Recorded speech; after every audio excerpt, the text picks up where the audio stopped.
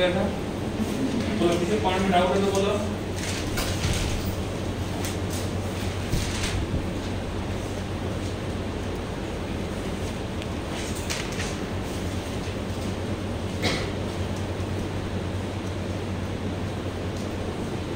Point number 1 clear. Point number 2 पहले मैं आप लोग पूछो फिर मैं पूछता हूँ, ठीक है, इसलिए अच्छे से यस बोलने के पहले। Point number 2 clear. आवाज नहीं आया। Yes. Point number 3 yes. Clear या डाउट है? Clear. Point number 4 yes. Point number 5 yes. 6 yes. आवाज कम हुआ? यस। जबरदस्ती वाला आवाज है या अपनी मर्जी से? कौन से नंबर का था? 7 7 yes. Yes. 8 8 yes. No no no yes. Number 9 पढ़ो।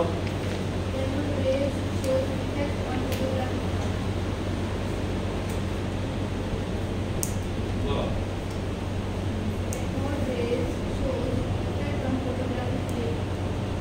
तो जैसे हमने देखा था कि फ्लूरोसेंट, फॉस्फोरेसेंट और फोटोग्राफिक प्लेट तीनों में डिफरेंस क्या होता है? तो फ्लूरोसेंट और फॉस्फोरेसेंट जैसे ही लाइट इंसिडेंट होगा वैसे ही ग्लो होंगे, तो तुरंत दिखेगा जो भी कुछ दिखना है वो, ठीक है। फोटोग्राफिक प्लेट जो रहेगा वो ऐसा नहीं होगा। फोटोग्राफिक प्लेट को हम पीछे रखेंगे ऐसे ही था, यहाँ से रेडिएशन आएगा, अब आया कि नहीं आया वो चेक करना है, तो ये फोटोग्राफिक प्लेट जो रहेगा वो आपको तुरंत नहीं बताएगा। तो फोटोग्राफिक प्लेट एक्सपेरिमेंट होने के बाद इस प्लेट को यहाँ से निकालेंगे, इसको डेवलप करेंगे, जिसको वॉश करना बोलते हैं। डेवलप होने के बाद ये बताएगा कि कौन से पार्ट में कितने रेडिएशन आए थे, तो ये हमको बाद में इंफॉर्मेशन देता है। फ्लूरोसेंट और फॉस्फोरेसेंट जो रहेगा वो तुरंत देगी, मतलब एक्सपेरिमेंट चल रहा है तो भी वो वहाँ पे ग्लो करेंगे, लेकिन फोटोग्राफिक प्लेट जो रहेगा वो तुरंत वहाँ पे ग्लो नहीं करेगा। तो ये फर्क रहेगा दोनों में, ठीक है। पहले जो ब्लैक एंड व्हाइट फोटोग्राफी होती थी वहाँ पे इसी फिनोमेना को यूज करते थे। तो सपोज हमारी फोटो निकालनी है तो सामने जो कैमरा होता है वहाँ से फ्लैश बाहर निकलता है, तो वो लाइट हमारे बॉडी के ऊपर आएगा। जिस पार्ट में हम हैं उतना लाइट जो रहेगा वो रिफ्लेक्ट होकर वापस जाएगा कैमरे के सेंसर के ऊपर, और जितना लाइट वापस गया उसके हिसाब से वो हमारी इमेज बनाएगा। तो ऐसा होता है फोटोग्राफी का, ठीक है। नेक्स्ट नंबर 9 डाउट है? पढ़ो एक बार। nature of cathode rays are independent of nature of gas or okay याद है। देखो हमारे पास यहाँ पे इलेक्ट्रोड है जिसको हम नेगेटिवली चार्ज बोलेंगे, यहाँ पे हमारे पास जो इलेक्ट्रोड है ये पॉजिटिवली चार्ज है। यहाँ से जो निकलेंगे उसको कौन से रेस बोलेंगे? कैथोड या एनोड? कैथोड की, क्योंकि कैथोड से निकल रहे इसलिए, एनोड से निकल रहे तो एनोड। ओके, अब इफ हम यहाँ पे हाइड्रोजन गैस यूज करेंगे, एक वर्ड बताया था आयोनाइज। आयोनाइज होने का मतलब होता है जो पहले से जिसके ऊपर का चार्ज 0 है, एक इलेक्ट्रॉन के ट्रांसफर की वजह से उनके ऊपर कोई चार्ज आता है तो इसका मतलब वो आयोनाइज हो गया। तो न्यूट्रल जो रहेगा वो आयन में कन्वर्ट होगा and this process is called as ionize, ठीक है। तो जैसे ही यहाँ से ये कैथोड रेज आएंगे, हमने एक पॉइंट ये भी लिखा था कि वो बहुत फास्ट आते हैं और उनका काइनेटिक एनर्जी ज्यादा होगा। तो ये रेडिएशन क्या करेगा, इस हाइड्रोजन के वैलेंस शेल में से इलेक्ट्रॉन बाहर निकालेगा। तो ये हाइड्रोजन क्या बन जाएगा? H+। क्या बन जाएगा? H+। और ये इलेक्ट्रॉन इधर चला गया और यहाँ हमने इसको पकड़ लिया। तो पकड़ने के बाद चेक करेंगे कैसा दिख रहा है, मास कितना है, सब कुछ। तो इसके प्रॉपर्टी हमने चेक की। ये इलेक्ट्रॉन कहाँ से मिला था? हाइड्रोजन से। तो इसके प्रॉपर्टीज हमने मेजर किए। फिर क्या हुआ, हमने गैस को चेंज कर दिया और हाइड्रोजन के जगह हमने यहाँ पे हीलियम गैस को यूज किया।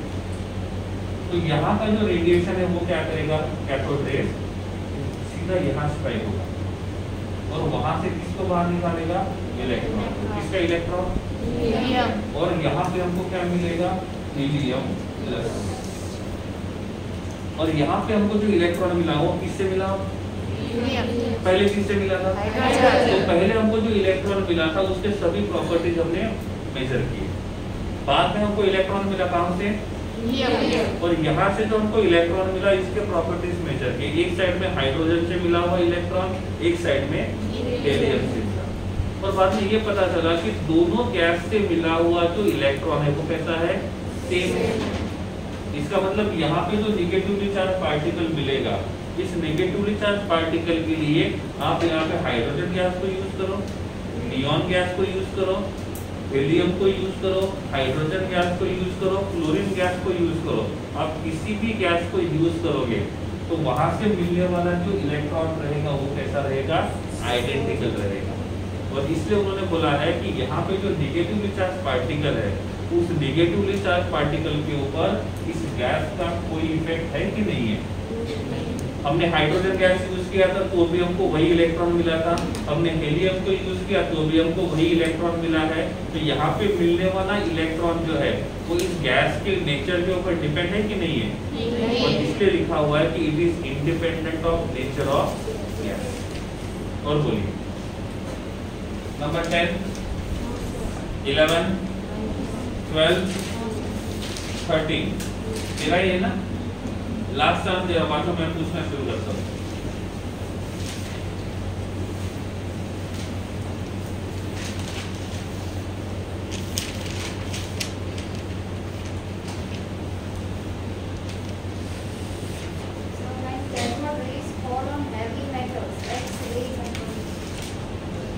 हेवी मेटल का मतलब होता है जिस मेटल का मॉलिक्यूलर मास ज्यादा है।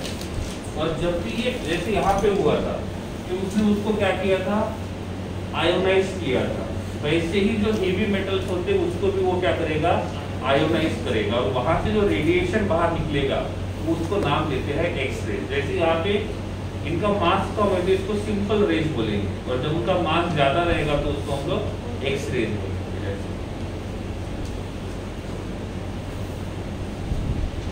क्लियर? देखो ये डिस्कवरी क्यों हुआ, इसका रीजन क्या बताया था मैंने, इतना पार्ट आ रहा है।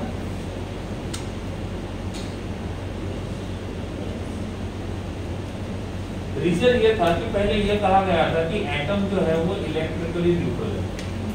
इसलिए किसी ने सोचा है कि इसके अंदर भी नेगेटिव पॉजिटिव पार्टिकल हो सकते हैं, सब आराम से बैठे थे। ये फैराडे ने बोला कि ऐसा नहीं है, ये मैटर जो है ना जिसके अंदर एटम प्रेजेंट होता है, ये मैटर कभी कभी पॉजिटिव चार्ज पार्टिकल को पुल करता है। और ये पॉजिटिव चार्ज पार्टिकल को पुल करेगा, इसका मतलब इसके पास क्या होना चाहिए, नेगेटिव पार्टिकल। तो इसके पास नेगेटिव पार्टिकल है कि नहीं है वो पता करने के लिए ये सब कुछ किया गया। तो इससे पता चला कि एटम के अंदर नेगेटिव पार्टिकल है, कौन सा, इसका मास रहेगा 0.0005 और एम बहुत ज्यादा है बहुत कम है, नेग्लिजिबल मास बोलते हैं। क्या बोलेंगे, फिर क्या हुआ, एक बात तो पहले से बता दें सबको कि एटम इज इलेक्ट्रिकली न्यूट्रल, इसलिए कोई इसकी तरफ ध्यान नहीं दे रहा था। और ध्यान देके ये पता किया कि उसके अंदर इलेक्ट्रॉन है, तो गोल्डस्टेड को लगा कि जब एटम इलेक्ट्रिकली न्यूट्रल है और उसके अंदर नेगेटिव पार्टिकल है, किसने बोला, थॉमसन ने, तो उसको लगा कि जब उसके अंदर नेगेटिव चार्ज पार्टिकल है इसका मतलब पॉजिटिव भी होना चाहिए, तब जाके तो वो न्यूट्रल रहेगा ना। तो ये चेक करने के लिए उसने एक्सपेरिमेंट किया। ये तो एक्सपेरिमेंट था थॉमसन का, वो क्या पता करने के लिए था, नेगेटिव या पॉजिटिव। तो इसलिए उन्होंने फ्लोरोसेंट स्क्रीन कहाँ लगाया था,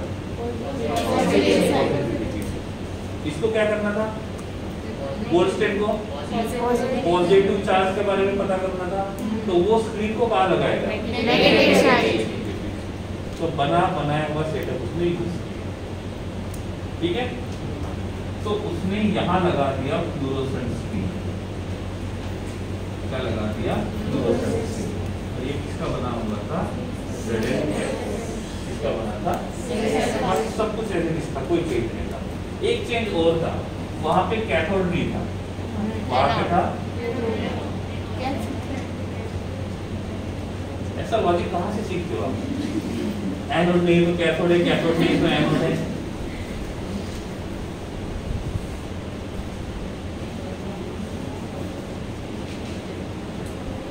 कौन था? इंग्लिश पढ़ने आती है? पढ़ो। हाँ, तो वहां पे कैथोड नहीं था, कौन था? कैथोड। मतलब नाम है उसका, उसमें क्या मतलब? ठीक है, परफोरेटेड कैथोड का मतलब होता है ऐसा कैथोड जिसके सरफेस पे या जिसके बॉडी में स्मॉल होल थे। एग्जांपल के लिए हम इसको मानते हैं एक सरफेस, तो यहाँ पे होल्स है, तो ये था सिंपल कैथोड। और इफ हम इसको ऐसे देखेंगे तो यहाँ पे आप देखो स्मॉल होल्स है, जाली है, तो ऐसे कैथोड को हम बोलेंगे परफोरेटेड कैथोड। तो ये रहेगा सिंपल कैथोड। मतलब सपोज हमने कैथोड की एक ऐसी स्ट्रिप यूज की मेटल की, तो ये सिंपल स्ट्रिप रहेगी तो इसको बोलेंगे हम लोग कैथोड। लेकिन यहाँ पे जो होल्स रहेंगे तो उसको बोलेंगे परफोरेटेड कैथोड। समझ में आ गया? तो परफोरेटेड का मतलब होता है जिसके बॉडी में छोटे छोटे होल्स रहेंगे, छेद रहेगा। ठीक है, तो ये था परफोरेटेड कैथोड। ये कुछ चेंजेस किए थे। अब जैसे इन्होंने एक्सपेक्ट किया था पहले कि यहाँ पे स्प्रिंग है, इसके पीछे एनोड के पीछे कैथोड रेज ट्रैवल करेंगे और वो पीछे में हमको ग्लो मिलेगा। इसका मतलब उन्होंने कैथोड रेज है वो कंफर्म किया। सेम यहाँ पे वो, यहाँ पे कौन से कलर का ग्लो मिला था? ग्रीन। पक्का? यस। तो जब एक्सपेरिमेंट किया गया और रेडिएशन जब यहाँ पे आ गए तो यहाँ पे ग्लो मिला और ये था रेड कलर का। कौन से कलर का? रेड। तो खुशी होगी, पता तो था पहले से कि हो सकता है ऐसा मिलेगा, उसको मिल गया। इसका मतलब जैसे कैथोड रेज प्रोड्यूस करता है वैसे ही एनोड भी रेज प्रोड्यूस करेगा। कैथोड के रेज किस तरफ गए थे? पॉजिटिव साइड में। तो कंफर्म ये किया कि उसके ऊपर चार्ज कौन सा होना चाहिए? नेगेटिव। अब एनोड के रेज जो है वो कहाँ पे आ रहे हैं? नेगेटिव के साइड में। इसका मतलब उसके ऊपर पॉजिटिव हो गया। मतलब जो बात हमने पहले पढ़ी थी उसका अपोजिट यहाँ पे हो गया। क्लियर हुआ? अब क्वेश्चन ये आता है कि ये हुआ कैसे? अब पॉजिटिव चार्ज है पता करने के लिए मैग्नेटिक फील्ड को लगा सकते हैं। सपोज यहाँ मैग्नेटिक फील्ड का मैंने पॉजिटिव टर्मिनल लगाया, यहाँ पे मैंने नेगेटिव टर्मिनल लगाया, तो ये इधर आने वाला रेडिएशन किस साइड पे डिफ्लेक्ट होगा? पॉजिटिव या नेगेटिव? तो ये कंफर्म हो जाएगा कि इसके ऊपर चार्ज कौन सा है? नेगेटिव। ठीक है, इस प्रकार से तो ये हुआ एनोड रेज का डिस्ट्रीब्यूशन। ये क्या हुआ? एनोड रेज का डिस्ट्रीब्यूशन हो गया। अब क्वेश्चन ये आता है कि यहाँ से क्या निकले थे? इलेक्ट्रॉन। तो इलेक्ट्रॉन्स यहाँ पे गए थे, वो इलेक्ट्रॉन्स थे किसके? हाइड्रोजन गैस के। और बाद में कौन से गैस के? दोनों गैस से मिलने वाला जो इलेक्ट्रॉन था वो सेम था, डिफरेंट था? इसलिए पॉइंट कौन सा लिखा था? The nature of the cathode rays are independent of nature of gas present in the discharge. Clear था? अब यहाँ पे क्या हुआ? ये इस साइड में आ रहा है, मतलब उसके ऊपर चार्ज कौन सा होना चाहिए? पॉजिटिव। तो यहाँ पे जो ट्रांसफर हो रहा था ना वो H+ और He+। यहाँ से कैथोड रेज निकले। सपोज मान लेते हैं कि हीलियम गैस नहीं है, कंटेनर में कौन है? Hydrogen gas. Only one gas, कौन? हाइड्रोजन। बाद में हीलियम निकले। तो यहाँ से कैथोड रेज निकले थे, उसने किसका इलेक्ट्रॉन रिमूव किया? हाइड्रोजन। तो वो क्या बन गया? H+। इलेक्ट्रॉन कहाँ चला गया? पॉजिटिव। अब ये चार्ज कौन सा है? पॉजिटिव। कहाँ जाएगा? नेगेटिव। और यही उसको यहाँ मिला। ठीक है, तो पहले हमने गैस कौन सा यूज किया? हाइड्रोजन। तो पॉजिटिव रेडिएशन किसका मिलेगा? हाइड्रोजन। H+ का। किसका मिलेगा? H+ का। बाद में कौन सा मिलेगा? और नियॉन रहेगा तो यहाँ मिलने वाला जो पॉजिटिव पार्टिकल है पहले किसका मिला था? X+, फिर मिला H+, और फिर मिला, तो तीनों सेम है डिफरेंट है? सेम। हाइड्रोजन का मास और हीलियम का मास सेम है? इलेक्ट्रॉन का मास पहले भी सेम था, अभी भी सेम है। हाइड्रोजन का इलेक्ट्रॉन गया उसका मास भी वही था, और हीलियम का इलेक्ट्रॉन गया उसका मास भी सेम था। लेकिन क्या H+ और Helium+ और दोनों का मास सेम है? तो मैं क्या बोलूं, कैथोड रेज जो है, एनोड रेज जो है, उनका नेचर इस गैस के ऊपर डिपेंड है कि नहीं है? हाँ? अरे पहले जो रेडिएशन हमको मिला था वो किसकी वजह से मिला था? H प्लस मिला ना, पॉजिटिव। अरे इधर जो आ रहा है वो पॉजिटिव आ रहा है निगेटिव? तो जब हाइड्रोजन गैस यूज किया तो एनोड रेस के फॉर्म में कौन मिला था? H plus. बाद में कौन मिला? He plus. तो H प्लस और हीलियम प्लस दोनों सेम है या डिफरेंट है? तो दोनों का मास सेम है? क्या दोनों के पास इलेक्ट्रॉन सेम है? क्या दोनों के पास प्रोटॉन सेम है? नहीं। इसका मतलब दोनों सेम है या डिफरेंट है? तो इफ हम गैस को चेंज करेंगे तो मिलने वाला जो एनोड रेस है वो वही रहेगा, डिफरेंट रहेगा? पहले हमने हाइड्रोजन यूज किया तो कैथोड रेस किसके फॉर्म में मिला था? H+। बाद में हीलियम यूज किया तो किस फॉर्म में मिला? तो हम यहाँ पे क्या लिखेंगे? कैथोड रेस का जो नेचर रहेगा वो गैस के ऊपर डिपेंड रहेगा कि नहीं रहेगा? अरे डिपेंड रहेगा नहीं रहेगा?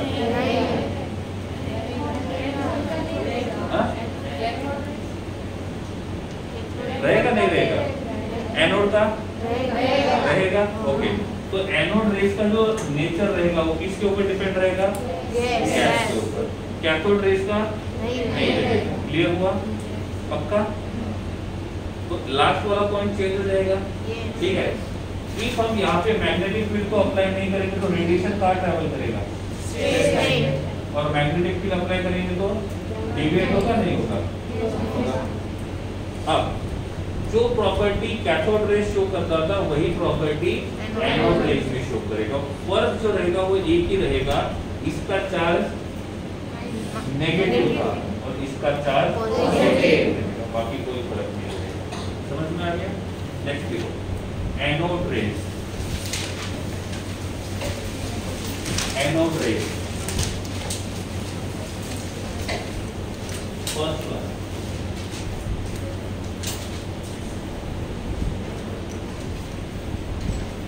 it is discovered by Goldstein.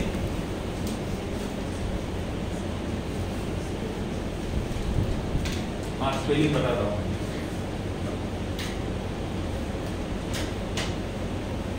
Goldstein, नाम में गोल्ड है लेकिन नाम सस्ता ही है। It is discovered by Goldstein. Second, anode rays travels in straight line. बहुत सारे पॉइंट्स एज इट इज है। It travels in straight line. Straight line पता है ना? ठीक है, कब पढ़े थे? केजी और केजी हाँ? इतना याद नहीं है। 9 का याद नहीं है तो वो कहाँ याद रहेगा? कहाँ पढ़े तो याद है ना? नगर के पास। Anode rays are positively charged.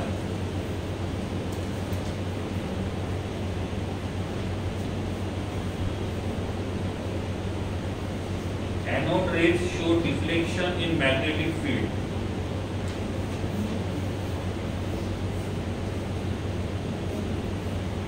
Anode rays show deflection in magnetic field.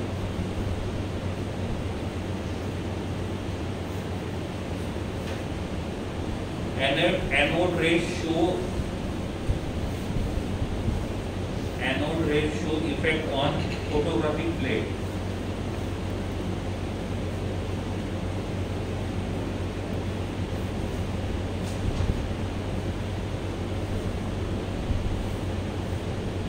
Next, nature of anode rays. Nature of anode rays independent depends on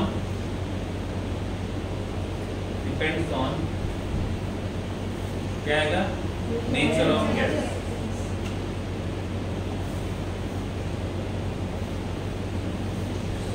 charge of electron कितना था?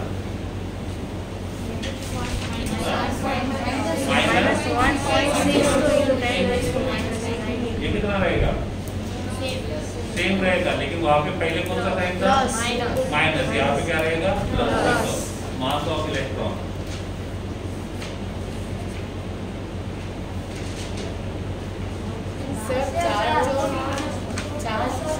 मास ऑफ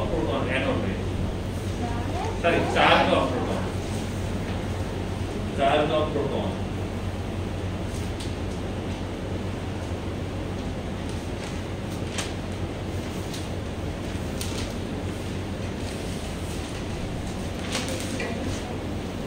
फिर क्या आएगा, mass of proton 1.673, mass of proton 1.673 into 10 to the power minus 27 kg. 1.673 into 10 to the power minus 27 kg equals to 1.007 1.00728 AMU। ठीक है। Next, specific charge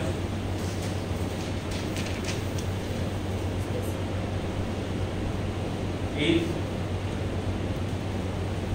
9.58 into 10 to the power 7 coulombs per kg। 9.58 into 10 to the power 7 coulombs per kg। Specific charge कितना था electron का?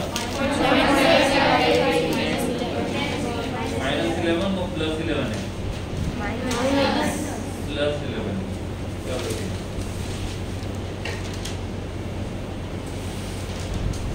ठीक है। अब यहाँ पे इफ हम E/m रेशियो फाइंड करते, चार्ज बाय मास रेशियो, तो हाइड्रोजन गैस में ज्यादा रहेगा या हीलियम गैस में ज्यादा रहेगा चार्ज बाय मास का रेशियो? इसमें क्वेश्चन रिपीट करता हूँ, इफ हमको चार्ज बाय मास का रेशियो फाइंड करना है तो हाइड्रोजन गैस में चार्ज बाय मास का रेशियो ज्यादा रहेगा या हीलियम?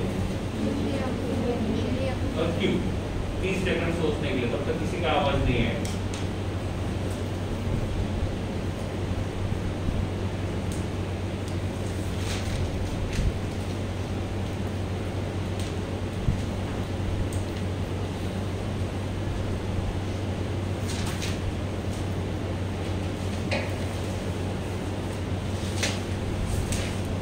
क्या लगता है? दो ही ऑप्शन है, हीलियम और हाइड्रोजन। चार्ज बाय मास का रेशियो ज्यादा किसका रहेगा, हीलियम या हाइड्रोजन? मैंने बोला दो ही ऑप्शन है, E/m। चार्ज तो दोनों के लिए सेम ही रहेगा जो प्रोटॉन का होता है। मास, हाइड्रोजन का मास कम है और हीलियम का मास ज्यादा है, तो जितना मास ज्यादा रहेगा उतना E/m का रेशियो कम रहेगा। किसका मास ज्यादा है? और किसका कम है? तो सबसे ज्यादा E/m का वैल्यू किसका रहेगा? हाइड्रोजन। और इसलिए यहाँ पे हमेशा कौन से गैस को यूज करते हैं? Hydrogen gas. क्यों? क्योंकि इससे मिलने वाला जो E/m का जो वैल्यू रहेगा वो सबसे ज्यादा इसमें रहेगा। लिखो, E/m value is highest for hydrogen gas।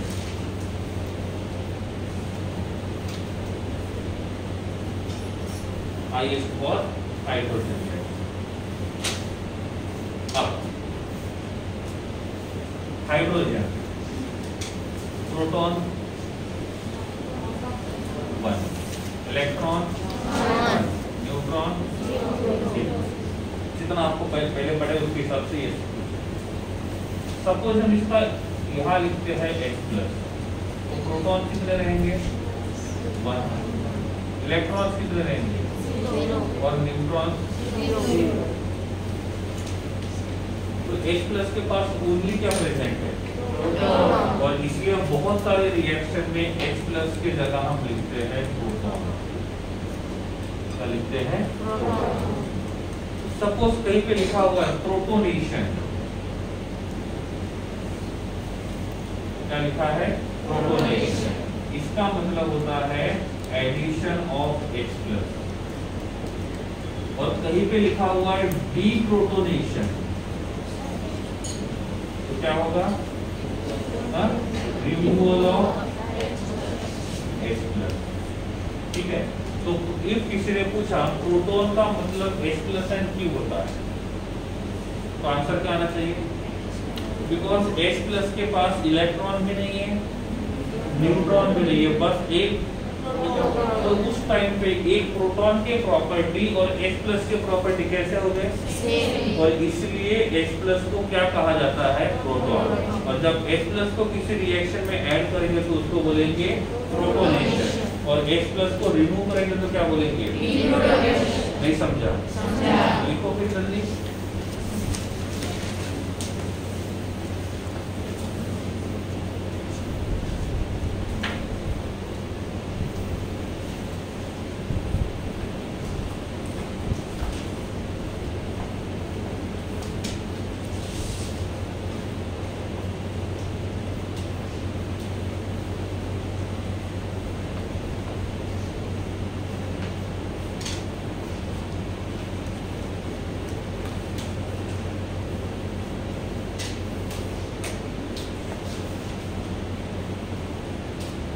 Protonation का मतलब एडिशन ऑफ H+ और डिप्रोटोनेशन का मतलब होता है रिमूवल ऑफ H+।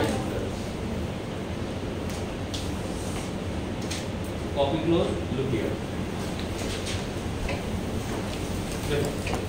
अभी तक क्या पता चला कि एटम के पास दो टाइप के पार्टिकल हैं, एक को हमने बोला प्रोटॉन और दूसरे को बोला हमने इलेक्ट्रॉन। प्रोटॉन का मास कितना होता है? 1.007 8 AMU, कोई बात नहीं, अप्रोक्सीमेट 1 AMU। इलेक्ट्रॉन का मास कितना होता है? 0.00054 AMU, नेग्लिजिबल। ठीक है, तो एक अभी तक ये पता चला था कि एटम के अंदर दो ही पार्टिकल है, कौन से? और सबने बोला कि एटम इलेक्ट्रिकली न्यूट्रल है, प्रोटॉन भी, न्यूट्रॉन भी हो गया, कुछ बचा ही नहीं है, तो बाकी कोई डिस्कवरी नहीं हुआ। तो ये पता किया गया कि एक प्रोटॉन का मास कितना होता है और एक इलेक्ट्रॉन का मास कितना होता है। किसका मास नेग्लिजिबल है? इसका मतलब एटम के मास में किसका कंट्रीब्यूशन नहीं है? किसका कंट्रीब्यूशन है? तो इफ हम किसी एटम के अंदर के प्रोटॉन का क्वांटिटी चेंज करेंगे तो उसके मास में फर्क पड़ेगा नहीं पड़ेगा? जितने नंबर ऑफ प्रोटॉन ज्यादा रहेंगे उतना मास, और प्रोटॉन का क्वांटिटी चेंज होगा तो मास भी चेंज। लेकिन इलेक्ट्रॉन का क्वांटिटी चेंज होगा तो मास में चेंज होगा। क्यों? क्योंकि एक इलेक्ट्रॉन का मास जो है वो कहता है नेग्लिजिबल, कहता है नेग्लिजिबल। ये कंसीडर किया गया कि किसी भी एटम का मास जो रहेगा वो किसके ऊपर डिपेंड रहेगा? किसके ऊपर नहीं रहेगा? इलेक्ट्रॉन। किसका इंपॉर्टेंस खत्म हो गया? इलेक्ट्रॉन। मास के लिए, पूरा नहीं। तो मास के लिए इलेक्ट्रॉन का इंपॉर्टेंस खत्म हो गया। तो सब यही मान के चलते थे कि हाइड्रोजन मतलब किसी भी एटम का मास किसके ऊपर डिपेंड रहेगा? नंबर ऑफ प्रोटॉन के ऊपर डिपेंड रहेगा। ठीक है, फिर क्या हुआ? हाइड्रोजन और हीलियम को कंपेयर किया गया। ठीक है, तो एक हाइड्रोजन के पास प्रोटॉन कितने होते हैं? और एक हीलियम के पास प्रोटॉन रहेंगे 2। एटॉमिक नंबर 1 है और एटॉमिक नंबर 2 है। तो इसका एटॉमिक नंबर 1 है, इसका एटॉमिक नंबर 2 है। समझ में आ गया? अब ये इलेक्ट्रिकली न्यूट्रल है तो इलेक्ट्रॉन्स कितने रहेंगे? 1। और यहाँ पे ये भी इलेक्ट्रिकली न्यूट्रल है तो इलेक्ट्रॉन्स कितने रहेंगे? 2। अब इलेक्ट्रॉन और प्रोटॉन में से मास बताने वाला कौन है? प्रोटॉन।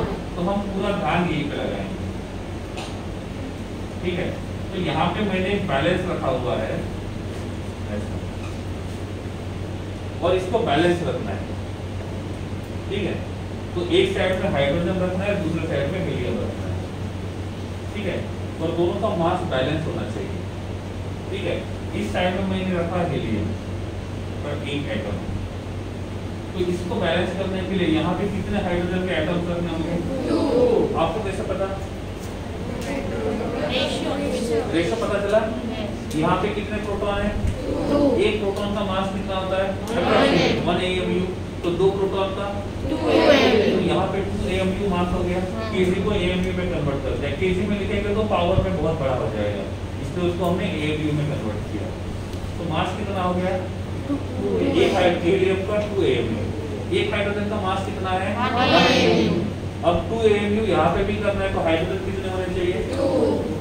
तो मैंने आपको बोला बैलेंस कर दो, तो आपने क्या किया, इस साइड में एक हीलियम लगा दिया और यहाँ पे 2 हाइड्रोजन। बैलेंस होना चाहिए नहीं होना चाहिए? किसी ने पूछा क्यों, तो आप एक्सप्लेन कर सकते हो कैसे? एक हीलियम के पास 2 प्रोटॉन, तो 2 प्रोटॉन का मास कितना हो गया? 2 AMU। एक हाइड्रोजन का मास, एक प्रोटॉन रहेगा ना, तो उसका मास रहेगा 1 AMU। तो 2 एटम का मास 2 AMU। तो आप एक्सपेक्ट क्या करोगे, बैलेंस होगा नहीं होगा? तो हो गया, तो आप बोलोगे सही है। कैसे एक्सप्लेन कर लोगे आप? ओके। लेकिन हुआ ऐसा कि जब ये सब होने के बाद, ठीक है, इसको हमने कहीं पे स्टैंड पर रखा, ठीक है, तो रियल जो मिला एक्सपेरिमेंट मतलब रिजल्ट जो मिला, तो हीलियम और 2 हाइड्रोजन का वो ऐसा मिला। तो यहाँ पे है हीलियम का 1 एटम और यहाँ पे है हाइड्रोजन के 2 एटम। तो ये आपने एक्सपेक्ट किया वैसा मिला या उसका उल्टा मिला? क्यों ऐसा हुआ होगा? इलेक्ट्रॉन्स का नेग्लिजिबल है, नहीं के बराबर है, तो इतना फर्क नहीं पड़ता।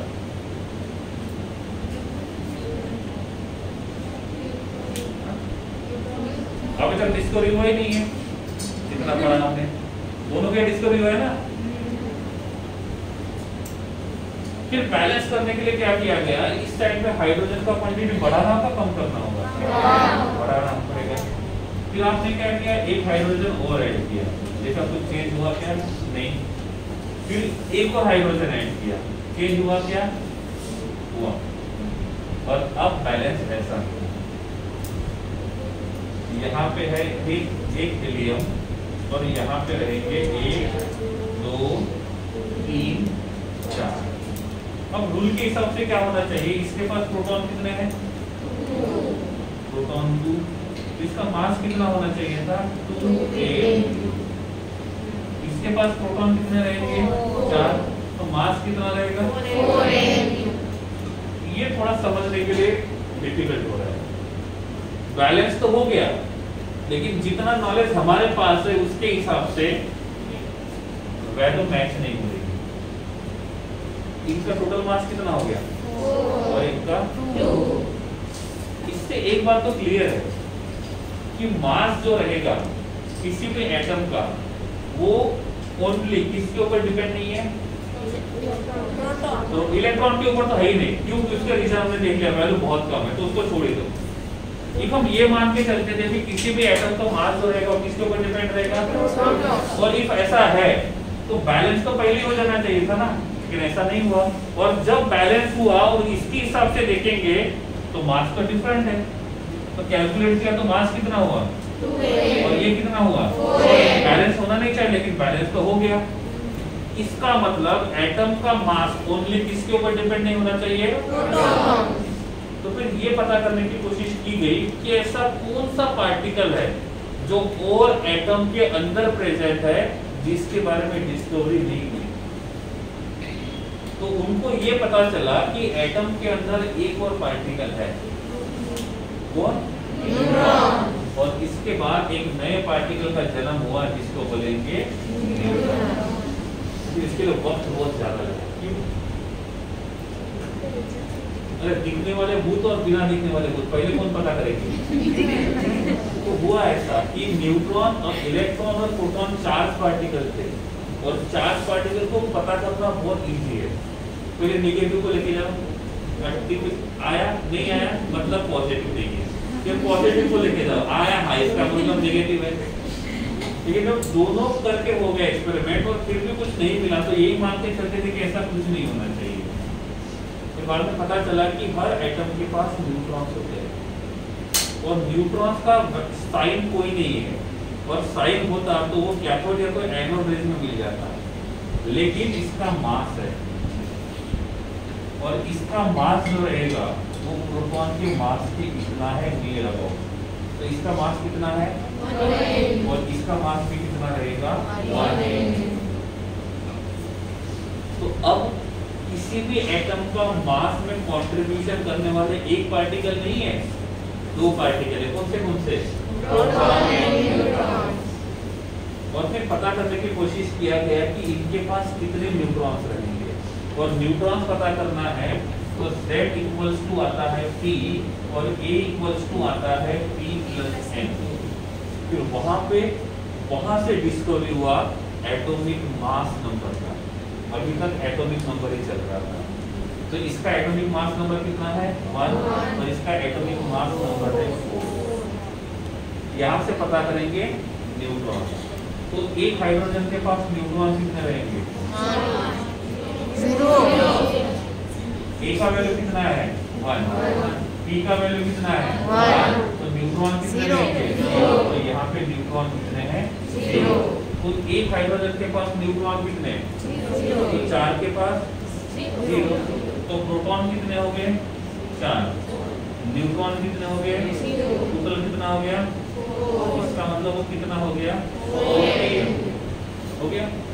अब एक हीलियम के पास प्रोटॉन कितने हैं? 2। इलेक्ट्रॉन 2। क्या ढूंढने हैं? फॉर्मूला कौन सा है? A = P + N। A का वैल्यू कितना है 4, P का वैल्यू कितना है 2, प्लस क्या मिलेगा N, तो N का वैल्यू कितना आएगा 2। तो हीलियम के पास कितने न्यूट्रॉन प्रेजेंट है? 2। तो इस एक हीलियम के पास प्रोटॉन कितने हैं? 2। न्यूट्रॉन कितने हैं? 2। दोनों पे मिलाएंगे तो 4। एक का मास नियर अबाउट 1 AU, तो 4 का मास कितना हो जाएगा 4। अब LHS = RHS हो गया। और फिर इसके हिसाब से जब कैलकुलेशन करना शुरू किया तो सब कुछ मैच हो रहा था। तो यहाँ से डिस्कवरी हुआ किसका? न्यूट्रॉन। तो न्यूट्रॉन में ज्यादा कुछ पढ़ना नहीं, एक ही बात पढ़ना है कि न्यूट्रॉन जो है वो चार्जलेस है, तो चार्ज का वैल्यू तो नहीं आएगा किसका? मास का। और इसका जो मास है वो नियर अबाउट इसके इक्वल है। तो अब इसके बाद एक थ्योरी सामने आ गई, और उस थ्योरी के हिसाब से एटम के पास 2 पार्टिकल नहीं है, 3 पार्टिकल है। 3 में से मास में कंट्रीब्यूशन कितने पार्टिकल करेंगे? 2। कौन से? समझ में आ गया? नहीं समझा? प्रोटॉन का मतलब भी क्या होता है? H+। क्यों होता है? क्योंकि उसके पास प्रोटॉन कितना है? 1। Clear? Right. Discovery of neutron.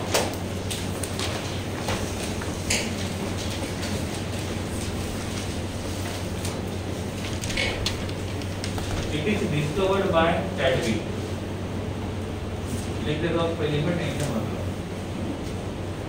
It is discovered by Chadwick।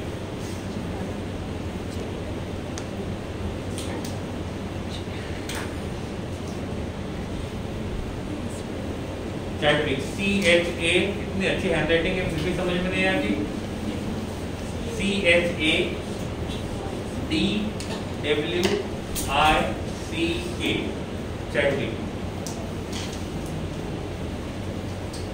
Second point, the reason for the late discovery of neutron. The reason for the late discovery of neutron. The reason for the late discovery of neutron was its neutral nature.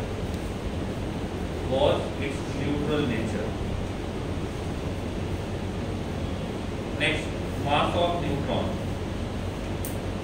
1.675.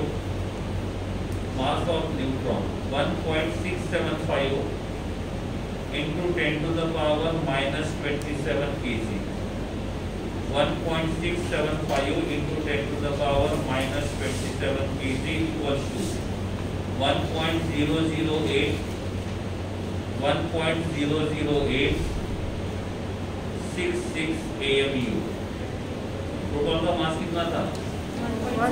1.007। ये कितना है? 1.008, nearly equal. ठीक है। Next, specific charge will be 0. Neutron, next point. Neutron is the fundamental particle of all atomic nucleus. Neutron is the fundamental particle of all atomic nucleus except hydrogen, except hydrogen in bracket protium, in bracket protium. I think बताया था मैंने, protium, deuterium और tritium, सही है। Hydrogen के 3 isotope होते हैं, hydrogen, deuterium और ट्रिटियम, प्रोटियम, ड्यूटेरियम और ट्रिटियम, ठीक है। ये लास्ट वाला पॉइंट पढ़ो एक बार, नहीं साइलेंटली साइलेंटली।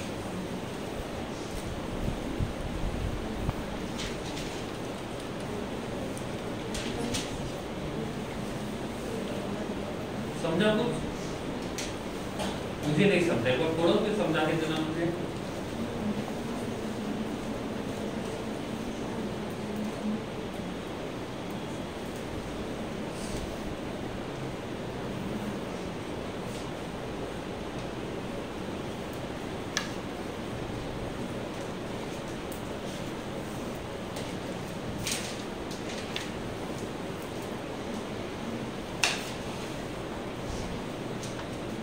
ठीक है, इसे लिखो। हाइड्रोजन एटॉमिक नंबर और एटॉमिक मास नंबर 1, नीचे 1 ऊपर 1, H नीचे 1 ऊपर 1, प्रोटॉन 1, इलेक्ट्रॉन, न्यूट्रॉन 0, नीचे लिखो। फिर हेलियम 2 4, मतलब atomic number 2, atomic mass number 4, proton, electron, neutron, पक्का, lithium atomic number, atomic mass number 7, number of proton, electron, neutron, इन सब में कंपेयर करो। सबके पास इलेक्ट्रॉन है, सबके पास प्रोटॉन है, सबके पास न्यूट्रॉन है, नहीं है। हाइड्रोजन के पास का न्यूट्रॉन है, सही है। और इसलिए लिखा गया था कि हाइड्रोजन के पास न्यूट्रॉन नहीं होते हैं। तो इस एग्जाम में ऐसा क्वेश्चन आता है, इनमें से कौन सा ऐसा एटम है जिसके पास न्यूट्रॉन नहीं है? तो कौन है? हाइड्रोजन। बाकी सबके पास क्या रहेंगे? न्यूट्रॉन रहेंगे। तो ये लास्ट वाला पॉइंट था, अभी समझ में आ गया मुझे। क्लियर? एक रिएक्शन लिखो, beryllium, beryllium atomic number, symbol of beryllium, atomic number 4, atomic mass number 8 या 9, प्लस हेलियम, रिएक्शन लिखना है, beryllium plus helium, atomic number 2, atomic mass number, converted into carbon,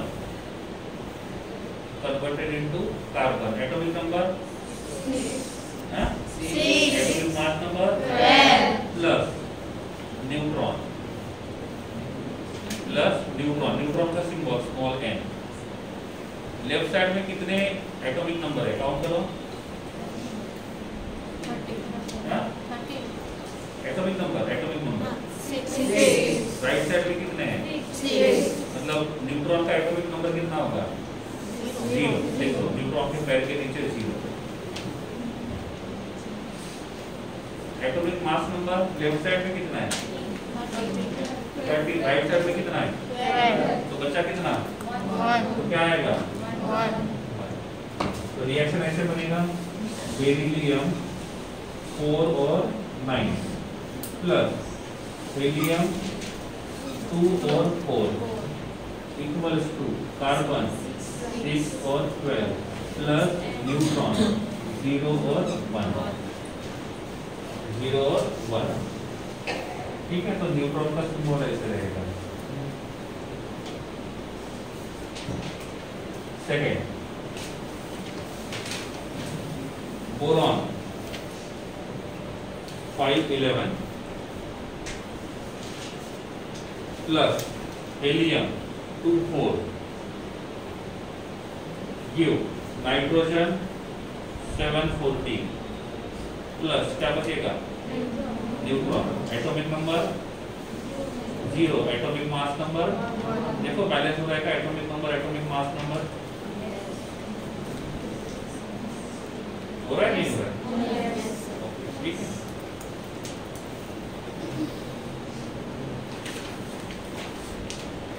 तो यहाँ पे इलेक्ट्रॉन प्रोटॉन न्यूट्रॉन तीनों खत्म हो जाते हैं एटॉमिक मॉडल